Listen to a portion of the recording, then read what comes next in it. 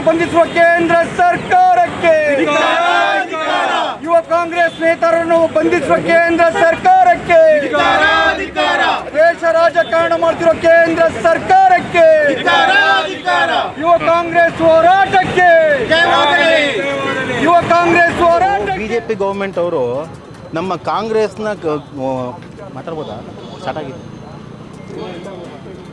ಉದಯ್ ಭಾನು chip ಅವ್ರನ್ನ arrest ಮಾಡಿದ್ದಾರೆ.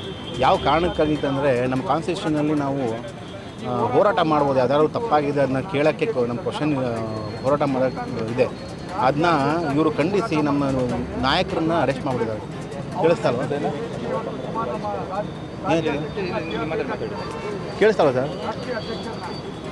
Sir ನಮ್ಮ ರಾಜ್ಯ ಅಧ್ಯಕ್ಷರನ್ನ ಉದಯ್ ಭಾನು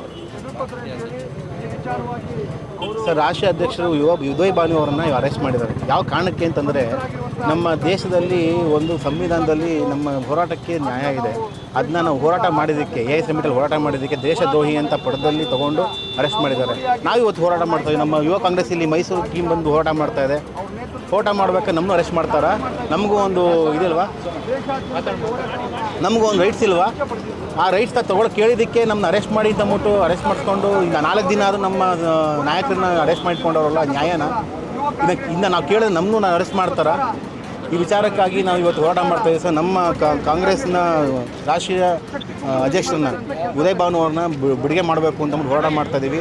ನಾನು ಯಾವಾಗ ಹೋರಾಟ ಮಾಡ್ಬೇಕಾದ್ರೆ ಅದಕ್ಕೆ ಸಹಾಯ ಕೊಡಬೇಕು. ನಿಮ್ಮ ಯಾವ ವಿಚಾರಕ್ಕೆ ನಾವು ಮೋದಿ ಅವರು ಇವತ್ತು ಬಂದು ಸ್ಟೇಟ್ಮೆಂಟ್ ಕೊಡ್ತಾಯಿಲ್ಲ ಸರ್? ಏನು ನಾವು ಎಪ್ಸ್ಟೀನ್ ಫೈಲ್ಸ್ ಬಗ್ಗೆ ನಾವು ಕೇಳೋಕ್ಕೆ ಹೋರಾಟ ಮಾಡಿದ್ವಿ ಸರ್. ಆ ಎಪ್ಸ್ಟೀನ್ ಫೈಲ್ ಬಗ್ಗೆ ಕೇಳ್ತಾ ಇದ್ದಂಗೆ ಅವ್ರು ಮಾತಾಡೋಕ್ಕೆ ಆಗದೆ ಇವತ್ತಿನವರೆಗೂ ಒಂದು ಸ್ಟೇಟ್ಮೆಂಟ್ ಕೊಟ್ಟಿಲ್ಲ, ಇದು ಮಾಡಿಲ್ಲ. ಆ ಸ್ಟೇಟ್ಮೆಂಟ್ ಕೊಡಿ ಅಂತ ಕೇಳಿದ್ದಕ್ಕೆ ನಮ್ಮ ರಾಷ್ಟ್ರೀಯ ಅಧ್ಯಕ್ಷನ ಅರೆಸ್ಟ್ ಮಾಡಿರಲ್ಲ ಸರ್. ಆ ಸರಿನಾ ತಪ್ಪ ನೀವೇ ಹೇಳಿ.